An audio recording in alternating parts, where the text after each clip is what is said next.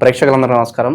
ఈరోజు మన స్టూడియోలో ప్రముఖ ఆధ్యాత్మికవేత్త, జ్యోతిష్య వాస్తు పండితులు, లలితాదేవి ఉపాసకులు బ్రహ్మశ్రీ నానాజీ పట్నాయక్ గారు ఉన్నారు. గురువుగారితో మాట్లాడదాం. నమస్కారం. శ్రీమాత్రే నమః. గురుగారు, జూన్ మాసంలో కర్కాటక రాశి వాళ్ళకి ఓవరాల్గా ఈ నెలంతా ఎలాంటి ఫలితాలు ఉండబోతున్నాయి? ఆర్థికంగా, ఆరోగ్యంగా అన్ని విధాలుగా ఎలా ఉండబోతుంది గురుగారు జూన్ మాసంలో? ఫస్ట్ ఆఫ్ ఆల్ ఏంటంటే వీరికి ఎప్పుడైతే ఈ పంచమ దశమాధిపతి అంటారు, కర్కాటకానికి రాజయోగ కారకుడు, కేంద్ర కోణాధిపతి ఆయన. ఆ కేంద్ర కోణాధిపతి కుజుడు రాశిలో సంచరిస్తున్నందుకు మీరు గమనించండి, ఎనీ కర్కాటక లగ్న ఆ రాశి వాళ్ళు చేస్తున్నటువంటి వృత్తిలో లేకపోతే ఒక స్ట్రెస్ఫుల్ మూమెంట్ అని వీళ్ళు ఆల్రెడీ చూస్తూ ఉన్నారు. అయితే కర్కాటకానికి ఉన్నటువంటి గొప్ప విషయం ఏంటంటే వీరికి మదర్లీ నేచర్, ఎమోషన్స్ ఎక్కువ ఉంటాయండి కర్కాటకం వారికి, అది ఎక్కువగా ఉంటుంది. అయితే ఈ స్ట్రెస్ ఏదైతే ఉందో 6వ తేదీ నుంచి ఎప్పుడైతే కుజుడు మారుతాడో తగ్గుతుంది స్ట్రెస్ అనేటువంటిది కర్కాటకం వారికి. కానీ ఇదేమవుతుంది, కుజుడు వెళ్ళి 2వ స్థానంలోకి వెళ్ళి కేతుతో కలుస్తున్నాడు. అందుకని వీళ్ళు ఎక్కడైతే ఉద్యోగం చేస్తుంటారో లేకపోతే సంతానానికి ఏదైనా మనీ ఇచ్చి పంపించేటప్పుడు కర్కాటకం వారు ఆ ఫైనాన్షియల్ డీల్స్, ఉద్యోగంలో కొలీగ్స్కి ధన విషయంలో కావచ్చు, సంతానంతో ఫైనాన్షియల్ మ్యాటర్స్, లేకపోతే ఎవరినైనా ఇష్టపడిన వారితో, ఇప్పుడు లవర్ ఎవరో ఉంటారు మొత్తం మీద ఇష్టపడిన వాళ్ళతో ఏదైనా మనీ మ్యాటర్స్ విషయంలో పర్టికులర్గా వీళ్ళు జాగ్రత్తగా ఉండాలి. ఎందుకంటే 2 నెలల పాటు ఈ కుజుడు కేతు కలిసి 2లో ఉంటారు. అయితే ప్రతిదానికి కూడా జ్యోతిష్ శాస్త్రంలో ఒక రెమెడీ అనేటువంటిది ఉంటుందండి. చక్కగా మీరు నవగ్రహాల్లో కేతు గ్రహాల దగ్గర దీపారాధన చేయడము, గోవు క్యారెట్స్ గ్రాసము తినిపించడం చేసినట్లయితే ఫైనాన్షియల్ ఇబ్బంది అనేటువంటిది రాదు. దీంతోపాటు ఓం నవవిద్రుమ బింబశ్రీ న్యక్కారి రతన చదాయే నమః అనే మంత్రం చేసుకోవాలి. మనీ ఫ్లో పరంగా ఎలా ఉంటుంది గురుగారు వీళ్ళకి ఆర్థిక స్థితి? కొంచెం స్ట్రక్ అవుతుంటాయండి, ఎందుకంటే 2లో కుజుడు కేతు కదా. ఇప్పుడు అదే చెప్పాను, నవవిద్రుమ బింబశ్రీ న్యక్కారి రతన చదాయ నమః, లేదా ఓం సంపత్కరీ సమారూఢ సింధుర వ్రజసేవితాయే నమః అనే నామస్మరణ చక్కగా పనిచేస్తుంది. ఓకే. శుభకార్యాలకు ఏదైనా ఆస్కారం కనిపిస్తుందా గురుగారు ఈ నెలలో? శుభకార్యాల కంటే ఒకటండి, వీళ్ళు ఏదైనా ఇన్వెస్ట్మెంట్స్కి మాత్రం మంచి టైం అని చెప్పచ్చు శుభకార్యాల కంటే కూడా. అయితే ఒకటి, ఎప్పుడైతే మీకు 12వ స్థానంలో గురువు ఉన్నాడో, ఇది 12వ స్థానం గురువు అనేటువంటి తండ్రి ఆస్తి ఏవైనా లిటికేషన్స్లో ఉన్నవి క్లియర్ అవ్వడానికి ఇది మంచి సమయం. రావడానికి ఒక్కోసారి చూడండి ఆస్తులన్నీ ఉంటాయి కానీ పంచుకోరు, సో తండ్రి ఆస్తి రావడానికి బాగుంది. ఇక శుభకార్యాల విషయంగా తీసుకుంటే కనుక ఇక్కడ 9వ అధిపతి 12లో ఉన్నందుకు ఈ శుక్రుడు ఎప్పుడైతే మనకి ఎండింగ్లో మారుతాడు, యాక్చువల్గా ఎండింగ్లో మారకముందు, ఎందుకంటే 10వ స్థానంలో ఉండేటువంటి శుక్రుడు 4వ స్థానాన్ని చూస్తున్నాడు కాబట్టి గృహప్రవేశాలకి, గృహ సంబంధించిన వాటికి వీళ్ళకి పాజిటివ్గా కొంత చూపిస్తుంది. ఎందుకంటే 4వ స్థానం తన స్థానం అంతా చూసుకుంటున్నాడు కాబట్టి. ఎందుకంటే ఇక్కడ ఓన్లీ శుక్రుడు ఒకటే కాదు, గురువు కూడా చూస్తున్నాడు. అంటే గురు శుక్రులు ఇద్దరు కూడా మనకి 4వ స్థానాన్ని చూస్తున్నారు కాబట్టి గృహ సంబంధించినటువంటి విషయాలకి రిపేర్ చేసుకొని మళ్ళీ ఇది అవ్వడానికి వాటికి బాగుంది చెప్పాలంటే. ఓకే. ఇక అవకాశాలు, గుర్తింపు పరంగా ఎలా ఉంటుంది గురుగారు? నాకంటూ కొంత అవకాశం కావాలి, పేరు ప్రఖ్యాతులు కావాలి అనుకుంటూ ఉంటారు సినిమా రాజకీయ ప్రముఖులు కావచ్చు, వాళ్ళకి ఎలా ఉండిపోతుంది? అంటే ఒకటేనండి, ఇక్కడ మనం అవకాశాలని, గుర్తింపుల్ని ఫస్ట్ వీక్లో ఎక్స్పెక్ట్ చేయొచ్చు, ఫస్ట్ 2 వీక్స్లో ఎక్స్పెక్ట్ చేయొచ్చు. ఎందుకంటే ఈ ధనాధిపతి లాభంలో ఉన్నాడు. రవి ఎప్పుడు కూడా అవకాశాలకి, గుర్తింపులకి కారకుడు, ముఖ్యంగా గుర్తింపులకి కారకుడు. అవకాశం అనేటువంటిది బుధుడు కారకుడు మెయిన్గా. సో ఈ బుధుడు రవి ఇద్దరిది తీసుకుంటే కనుక వీరికి 6వ తేదీ నుంచి బుధుడు 12లోకి మారిపోతున్నాడు. సో రవి గురువు దగ్గరికి వచ్చేస్తున్నాడు. బట్ ఫస్ట్ వీక్లో కొంచెం ఈ కొత్త అవకాశాలు రావడానికి కొంచెం ఎక్కువ అవకాశం, ఫస్ట్ 1-2 వీక్స్ ప్రధానంగా చెప్పాలంటే. కాకపోతే పేరు ప్రఖ్యాతలు రావడం మాత్రం మొదటి 2 వారాలు అనుకూలత ఉంటుంది అని చెప్పుకోవచ్చు మనం. ఓకే. ఇక విద్యార్థులు, నిరుద్యోగులు వీళ్ళ పరిస్థితి ఎలా ఉండబోతుంది గురుగారు? విద్యార్థులకి అందులో ముఖ్యంగా కళారంగ సంబంధించిన ఉంటాయి కొన్ని, అంటే ఆర్ట్ రిలేటెడ్ బేస్ మీద ఉండేటువంటివి, ఫ్యాషన్ డిజైనింగ్ కావచ్చు, ఇంజనీరింగ్ కావచ్చు, లేకపోతే మోటార్ ఫీల్డ్ కావచ్చు, ఇట్లాంటి విద్యార్థులకి అనుకూలత ఉంది. ఇక ఉద్యోగ సంబంధించిన విషయం తీసుకుంటే మొదట్లో చెప్పినట్టుగా మొదటి వారం కొంచెం స్ట్రెస్ ఉన్న తర్వాత బాగుంటుందని చెప్పుకోవచ్చు. ఓకే. ఇక ఆరోగ్యపరంగా ఏమైనా జాగ్రత్తలు తీసుకోవాల్సిన అవసరం ఉందా గురుగారు? ఆరోగ్యపరమైనటువంటి విషయాలు కనుక తీసుకుంటారండి, ఇక్కడ 6వ స్థానాన్ని తీసుకుంటాము. 6వ అధిపతి 12లో ఉన్నాడు. సో 6వ అధిపతి ఎప్పుడైనా 12లో ఉన్నప్పుడు పెద్ద ఇబ్బంది ఏమి ఇవ్వడు చెప్పాలంటే. కాకపోతే ఇక్కడ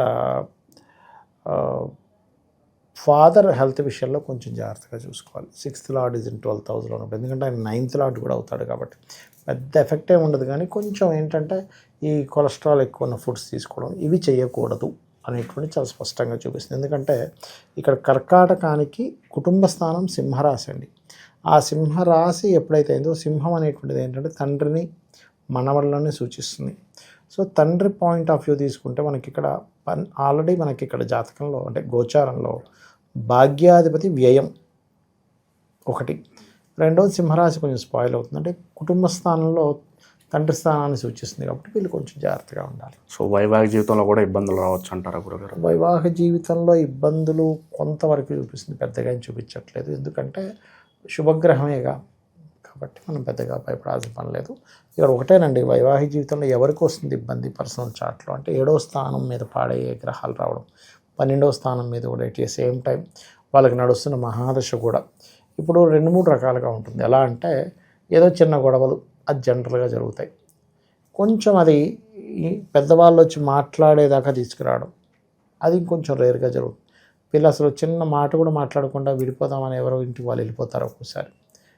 అలాంటివి జరగాలంటే పర్టికులర్గా వాళ్ళ పర్సనల్ చార్ట్లో తీవ్రమైనటువంటి 12వ స్థానాన్ని పాడు చేసే దశలు వస్తే కానీ అంత దాకా వెళ్ళదు విషయం. అయితే అలాంటి సమయంలో కూడా మనకు లలితా సహస్రనామం ఏం చెప్తుందంటే, ఓం శివకామేశ్వరాంకస్త శివా స్వాధీన వల్లభాయే నమః చేసుకున్నట్లయితే అలాంటి సిచ్యువేషన్ నుంచి కూడా బయటపడగలుగుతాడు. గురుగారు అలాగే శత్రువుల నుంచి ఇబ్బంది, నరఘోష, నరదృష్టి ఇలాంటివి ఏమన్నా కనిపిస్తున్నాయి గురుగారు వీళ్ళకి ఏమన్నా? ఒకటేనండి, శత్రువులు అనేటువంటిది భగవంతుడు మరి ప్లాన్ చేసి పెడతాడండి. ఎలా అంటే భార్య భర్త రూపంలోనే శత్రువు వస్తాడు, లేదా మన ఇంట్లో మన వాళ్ళ శత్రువులు, ఆడపడుచు, అత్తగారు. నువ్వు పారిపోలేని శత్రువులు, నువ్వు ఎక్కడికి పోలేవు. రోజు బయటికి వెళ్ళినా మళ్ళీ ఇంటికి రావాల్సిందే, ఆ శత్రువుతో పోరాడాల్సిందే. బయట శత్రువు అనుకోండి నువ్వు కట్ చేసేసుకోగలం మనం, నువ్వు నీకు నాకేం లేదు పో అంటాం. కానీ ఇది అలా కుదరదు. సొంత కొడుకే శత్రువు అవుతాడు ఎప్పుడు 5వ అధిపతి పాడైతే. 5వ అధిపతి కుజుడు సంబంధం వచ్చింది, కొంత కొడుకే శత్రువు. అలా ఏంటంటే అలా ఉన్నప్పుడు శాస్త్రం ఏం చెప్తుందంటే ఇది నీవు కర్మ సిద్ధాంతాన్ని నమ్మాలి. ఇక్కడ రియలైజేషన్ అనేది రావాలి. ఓకే, సొంత కొడుకే నాకు ఎందుకు శత్రువుగా ఉంటున్నాడు, పూర్వజన్మల్లో ఎక్కడో నేను కొడుకుల విషయంలో ఇబ్బంది పెట్టాను, లేదా సొంత భార్య లేదా సొంత భర్త ఎందుకు అవుతుంది, సొంత ఆడపడుచు ఎందుకు అవుతుంది అంటే, లేదా సొంత సిబ్లింగ్స్ ఉంటారండి ఒక్కోసారి శత్రువులు.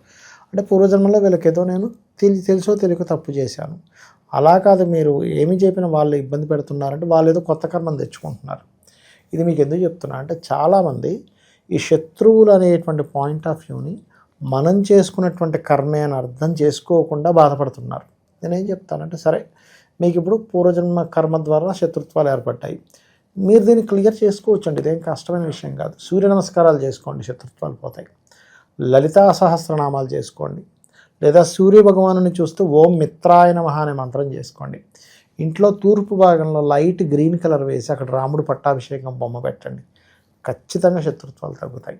గురుగారు ప్రజెంట్ ఉన్న గ్రహస్థితి బట్టి ఎలాంటి రెమెడీస్ చేసుకోవాలంటారు వీళ్ళు? అలాగే వ్యాపారంలో ఏ కలిసి వస్తాయో తెలుసుకోవాలంటే ఖచ్చితంగా పర్సనల్ చార్ట్ చూసుకోవాలంటారు, లేదంటే తెలుసుకోవాలి? లేదండి, చూసుకోవాలి. ఎందుకంటే నేనేమంటానంటే ఇప్పుడు బ్లడ్ అందరివి రెడ్గానే ఉంటుందండి, బట్ మీరు ఇన్డెప్త్గా వెళ్తే దానికి ఒక గ్రూప్ ఉంటుంది, ఆ గ్రూప్ బ్లడ్డే మీరు ఎక్కించుకోవాలి. ఏది పడితే అది మీకు సెట్ కాదు.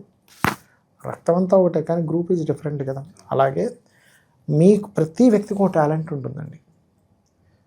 ఇప్పుడు చాలామంది చేసే మిస్టేక్ ఏంటంటే కప్ప చెట్టు ఎక్కలేదు కాబట్టి కప్ప వేస్ట్ అనుకుంటే అట్లా కప్ప నీళ్ళలో వెళ్ళగలుగుతుంది, చేప నీళ్ళలో వెళ్తే చేప చెట్టు ఎక్కలేదు. అలా అని ఇంకోటి ఏదో జంతువు నీళ్ళలో ఎదలేదు కదా అది వేస్ట్ అనలేం. సరైన మార్గంలో లేరు అంతే వాళ్ళంతే, సరైన మార్గంలో లేరు. వాళ్ళ ధనాధిపతి ఏ రూపంలో ధనం వస్తుంది అనేటువంటిది వాళ్ళు చూసుకోవాలి. ఎలా అంటే మీకు వచ్చిన ఎగ్జాంపుల్ చెప్తా, సందర్భం వచ్చింది కాబట్టి. ఒక వ్యక్తి బంగారు వ్యాపారం చేశాడు, ఆయనకు గురువు రవి పాడైపోతే నాకు ఆయన వ్యాపారం చేసి నష్టం పోవడం కూడా జరిగింది. అనుకోకుండా నా జాతకం తీసుకొచ్చినప్పుడు నేను ఎందుకో మీరు ఏ వ్యాపారం అయినా చేయండి కానీ గోల్డ్ వ్యాపారం మాత్రం చేయకండి అన్న. అవును సార్, నేను అందులో నష్టపోయిన కొన్ని కోట్లు పోయి నాకు అన్నాడు. ఎందుకు అంటే ఆయన పెట్టిన సమయంలో గోల్డ్ రేట్ టమ్మని పడిపోయిందట. తర్వాత తెలిసిన వాళ్ళకు ఇవ్వడం, అక్కడ సరే సిబ్బంది కొంతవరకు వీళ్ళని మోసం చేయడం, అంటే కొంతవరకు దోచేసుకోవడం, అలా ఇలా మొత్తం మీద ఆయన రోడ్డు మీదకి వచ్చేసాడు.